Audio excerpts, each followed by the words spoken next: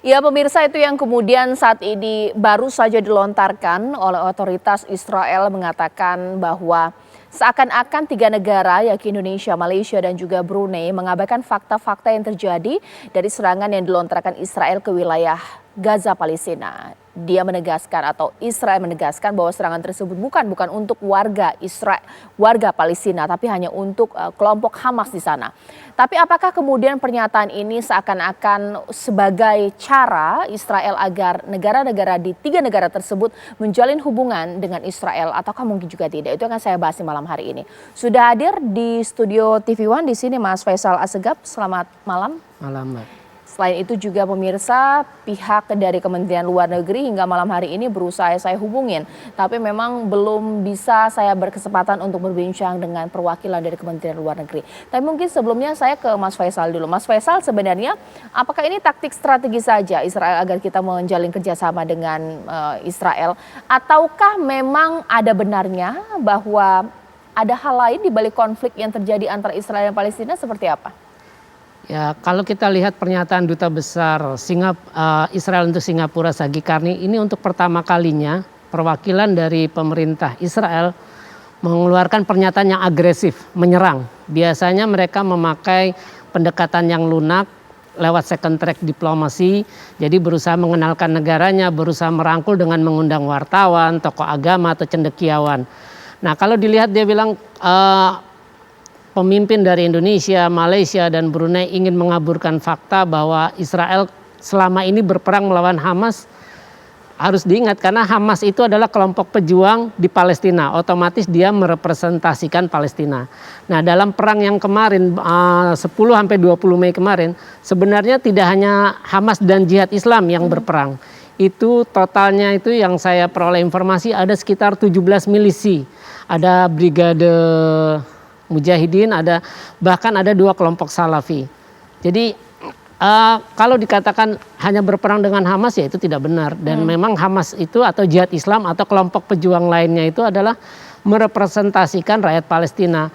Bahkan malah apa yang dilakukan selama ini oleh Hamas, perang 2008 sampai 2009, November 2012, terus musim panas 2014 dan terakhir kemarin Mei, itu untuk menunjukkan bahwa bangsa Palestina itu bisa melawan.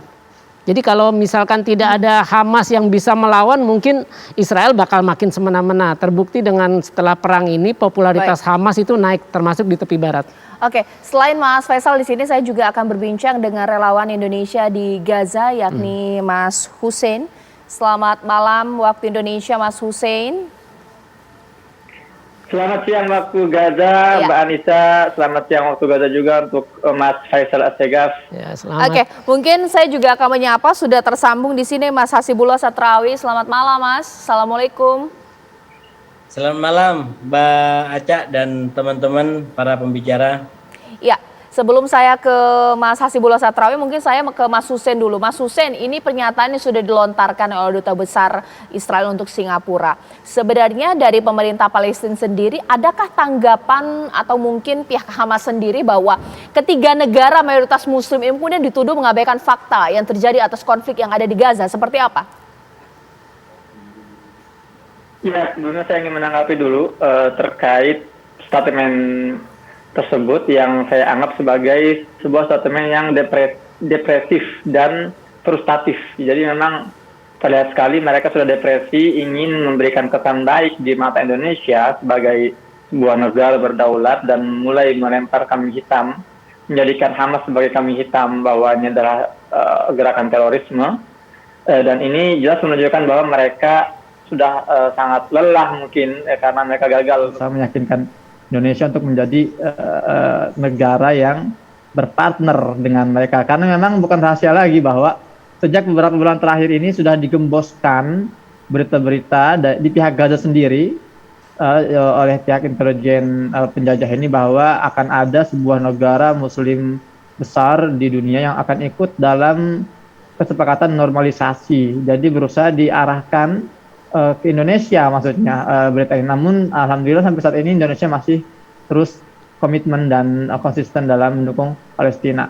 Adapun dari pemerintah Palestina sendiri belum ada statement yang saya dengar yang sampai ke telinga saya akan respon dari statement dari kedutaan besar Israel di Singapura tersebut.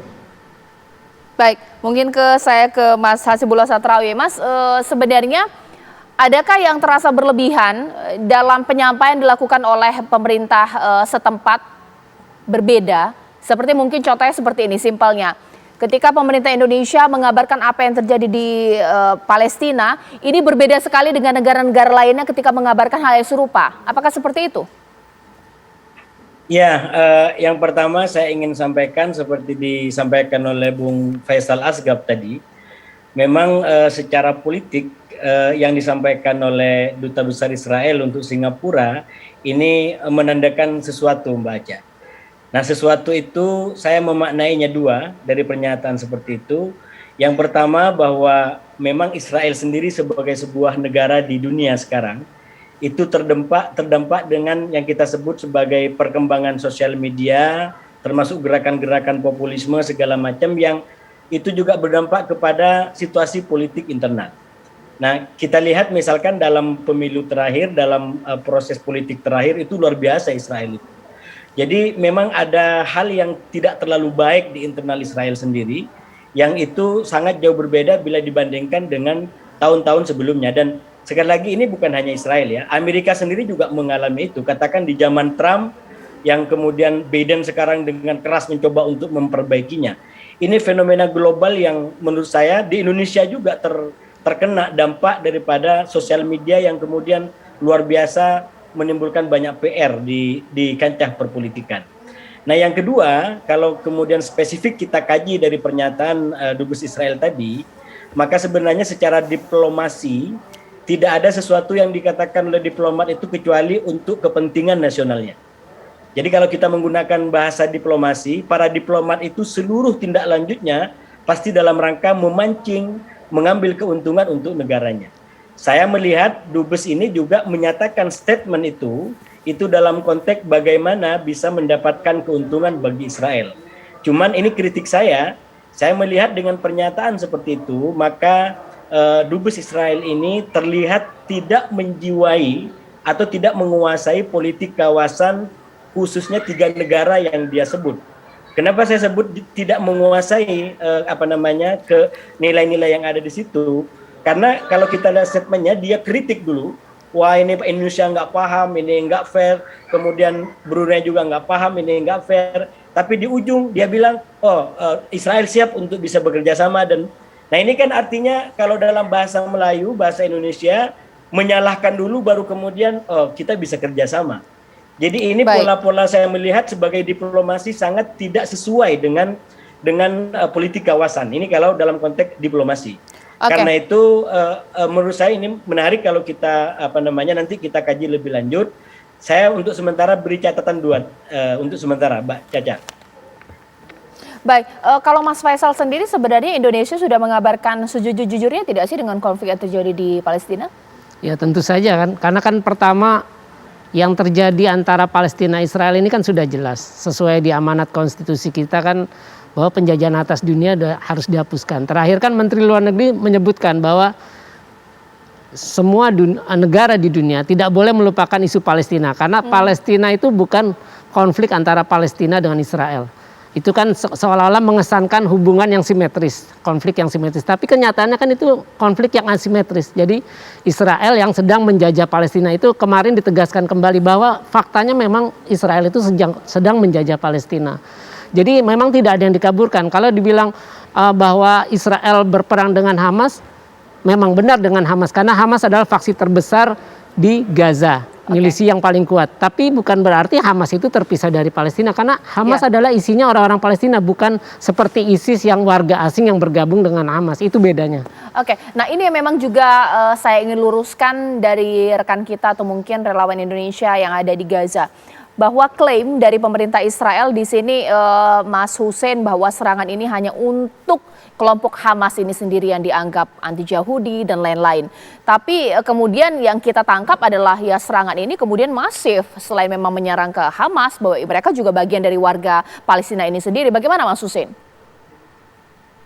Ya, sebetulnya kalau kita mau kembali mempelajari lebih dalam statement Duta Besar Israel untuk Tengah itu menunjukkan ketidakpahaman dia pada dasarnya tentang siapa itu Hamas. Ini sangat memalukan sekali sebetulnya.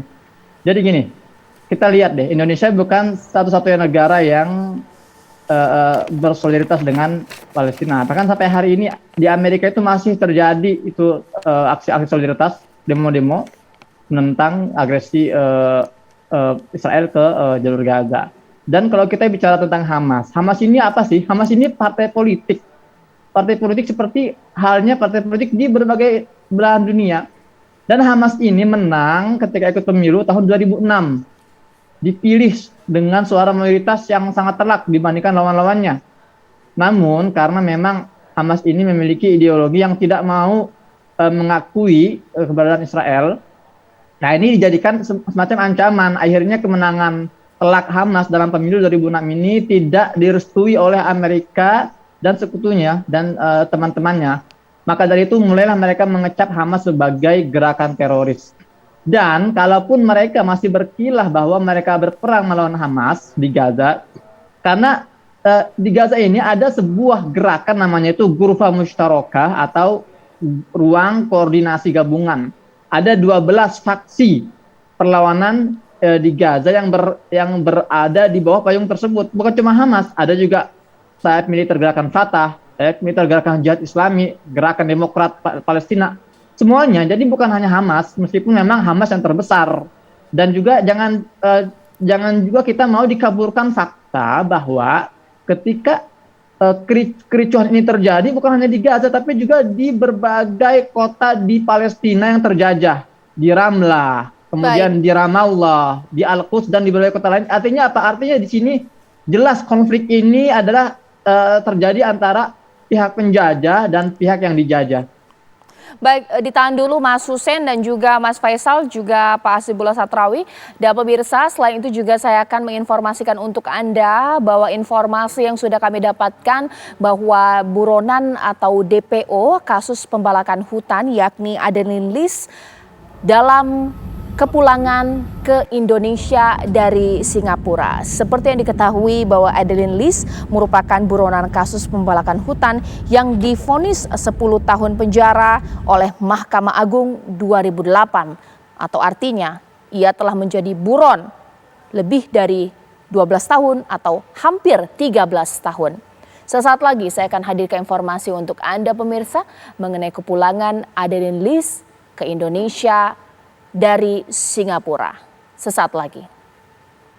Ya pemirsa, informasi yang memang saat ini sudah kami dapatkan bahwa buronan atau DPO kasus pembalakan hutan liar yakni Adeline Lis sedang dalam perjalanan dari Singapura menuju Indonesia. Seperti yang diketahui bahwa Adeline Lis terlibat kasus pembalakan liar dan dijatuhi hukuman 10 tahun serta berbayar denda lebih dari 110 miliar oleh Mahkamah Agung pada 2008. Namun ternyata Adeline Lis melarikan diri kemudian memalsukan paspor dengan menggunakan nama Hendro Leonardi. Dalam pelariannya pada tahun 2018, ia tertangkap imigrasi Singapura karena sistem data di imigrasi Singapura menemukan data yang sama untuk dua nama yang berbeda. Setelah dipastikan bahwa dua orang tersebut sama, lalu kemudian persidangan dilaksanakan dan di persidangan ini Adeline Lis mengaku bersalah. Atas dasar itulah pengadilan Singapura pada 9 Juni 2021 menjatuhi hukuman denda $14.000 Singapura yang dibayarkan 2 kali dalam periode 1 minggu dan kemudian mengembalikan paspor atas nama Hendro Leonardi kepada pemerintah Indonesia dan segera mendeportasi kembali ke Indonesia. Nanti pemirsa, kami akan mengabarkan detik-detik sampainya Adeline Lis yang merupakan buronan sudah lebih dari 13 tahun atau mungkin hampir 14 tahun saat ini pemirsa. Ya, tapi selain saya juga nanti akan mengabarkan situasi dan juga perkembangan terbaru terkait kepulangan Adeline Lis, mungkin kembali saya mendialogkan mengenai apa yang terjadi di Palestina tentunya. Bahwa ini yang kemudian menjadi pertanyaan, apakah dengan pernyataan ini akibatnya akan membuat bahwa negara-negara yang disebutkan Indonesia, Malaysia, Singapura tersudutkan sehingga mungkin tidak ada pilihan untuk tidak menjalin kerjasama dengan Israel seperti itu Mas Faisal? Sebenarnya sih pernyataan seperti ini tidak berpengaruh apa-apa ya. Karena Israel selama ini sudah melakukan second track diplomasi. Antara lain dengan mengundang wartawan, cendekiawan muslim, tokoh agama atau akademisi ke Israel itu rutin, saya mungkin saban tahun atau tidak, itu biasanya melalui AIJAC, Australian Israeli Jewish Affairs Committee, itu di Australia pusatnya. Biasanya mereka yang mengatur dan mendanai. Selain itu juga khusus untuk kedutaan besar Israel di Singapura, mereka sudah memiliki Facebook berbahasa Indonesia. Setahu saya itu zamannya Duta Besar Ilan Bendov. Saya pun pernah hadir waktu itu di perayaan kemerdekaan Israel di Singapura, di kedutaan Singapura. Itu banyak juga orang-orang Indonesia yang hadir di sana, termasuk salah satu politikus di sana. Jadi memang tidak akan berpengaruh apa-apa. Pertama, kalau untuk Indonesia sendiri kita lihat, kenapa Indonesia harus membela Palestina itu ada tiga dasar. Pertama, sesuai amanah konstitusi bahwa penjajahan di atas dunia harus dihapuskan. Jadi melaksanakan amanah konstitusi. Yang kedua adalah Indonesia itu memiliki utang sejarah kepada Palestina. Karena Palestina termasuk yang pertama kali mengakui kemerdekaan Indonesia. Terus yang ketiga, saya lupa. Nah jadi seperti itu ininya. Baik, sekarang saya ke Mas Hasibullah Satrawi. Mas, sebenarnya seberapa serius tudingan bohong yang dilontarkan oleh Israel? Apakah kemudian membuat negara-negara harus menjalin kerjasama dengan Israel? Seperti apa? Ya, menurut saya statement ini kalau dimaksudkan untuk mendapatkan dukungan dari Indonesia, seperti saya bilang tadi di awal, itu justru kontraproduktif gitu. Karena sekali lagi tidak sesuai dengan nilai-nilai diplomasi, nilai-nilai kebudayaan yang berkembang di 3 negara yang disebutkan tadi gitu.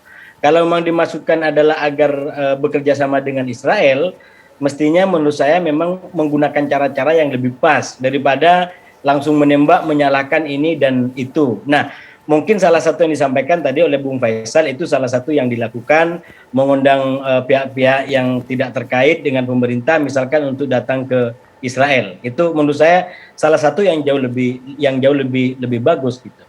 Nah, yang kedua, Caca, menurut saya yang penting disampaikan di sini bahwa tadi disampaikan juga oleh Mas Faisal, mestinya di dalam mendukung ini memang justru Indonesia dari pernyataan Dubes ini dapat poin dalam pengertian ya harus lebih kuat lagi untuk sesuai dengan, saya menyebutnya sebagai perspektif kebangsaan gitu, sebagaimana dimuat dengan dalam pembukaan perundang-undangan tadi telah disampaikan oleh Bung Faisal gitu.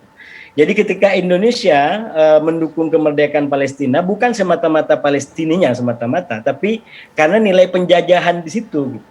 Karena nilai-nilai yang tidak sesuai dengan pri kemanusiaan dan pri keadilan yang dicita-citakan oleh Indonesia Merdeka itu. Bahkan kalau kita baca di pembukaan undang-undang alinea keempat itu kan luar biasa bahwa membangun Indonesia yang damai itu satu bagian dengan mencerdaskan bangsa, satu bagian dengan melindungi segenap tumpah darah. Baik. Artinya apa? Visi daripada Indonesia Merdeka itu adalah memang menentang segala bentuk penjajahan di dunia. Baik. Nah, Israel dan Palestina itu sebagai bentuk daripada penjajahan yang harus dijadikan perjuangan oleh Indonesia Merdeka ini, sehingga dunia yang lebih damai bisa terwujud dari perjuangan-perjuangan seperti itu. Saya rasa itu sikapnya Mbak Aca, biar nggak digiring seakan-akan ini anti-Semit, bukan soal Israelnya, ini soal penjajahannya, bukan soal Palestinanya, tapi ini soal keterjajahannya. Saya rasa ini sikap kebangsaan yang harus kita tinggikan, letakkan sebagai sikap kita bersama dalam menyikapi soal ini. Oke, terakhir saya ke Mas Hussein. Mas Hussein, lantas sebenarnya menjadi pertanyaan publik, apakah kemudian berhenti Israel kemudian menuding tiga negara tersebut dianggap bohong, atau mungkin kemudian sudah usai ketika kita tidak terlalu menanggapi tuduhannya, bagaimana? Ya, harus juga dipahami konflik antara Israel dan Palestina ini bukan semata-mata konflik di dalam wilayah jajahan ini ya, tapi juga ada yang namanya konflik perebutan dukungan negara-negara di dunia. Kita sudah tahu lah bahwa mayoritas negara di dunia saat ini mengakui Israel sebagai sebuah negara, namun mayoritas negara tersebut juga memberikan dukungan kepada Palestina untuk merdeka. Tinggal 3 negara ini yang masih komitmen. Indonesia, Brunei, dan Malaysia. Ini 3 negara yang sampai saat ini di Asia terutama maksud saya, ini benar-benar baik pemerintahan maupun warganya itu murni mendukung Palestina. Karena ada di Amerika misalnya, itu pemerintahnya mendukung Israel, namun warganya banyak mendukung Palestina. Di Uni Emirat Arab misalnya, atau di negara-negara Arab, banyak seperti itu. Namun Indonesia, Malaysia, dan Brunei ini adalah 3 negara yang konsisten. Baik pemerintah maupun warganya murni mendukung Palestina dan tidak mau membuka peluang untuk kerjasama bersama Israel. Dan saya rasa seperti yang disampaikan oleh kedua narasumber kita hari ini juga, ini tidak akan berlarut-larut karena sikap Indonesia terhadap Israel dan Palestina jelas, dan juga warga Palestina pun juga memiliki sikap yang sama dan memiliki kepercayaan yang besar terhadap Indonesia, bahwa Indonesia adalah salah satu negara di dunia yang tidak akan pernah mengkhianati persahabatan dan persaudaraan antara kedua bangsa yang sudah lama menjalin hubungan seperti ini. Ya, terima kasih Mas Hussein atas informasinya, dan juga Mas Hasibullah Satrawi, Mas Faisal di sini. Kita harapkan kemudian ada langkah tanggapan juga yang keras pastinya dengan apa yang dilontarkan oleh otoritas Israel. Dan pemirsa, sesaat lagi saya akan hadirkan informasi mengenai angka COVID ini terus naik pemirsa, bahkan opsi lockdown mulai dibicarakan. Salah satunya adalah DKI Jakarta. Sesaat lagi.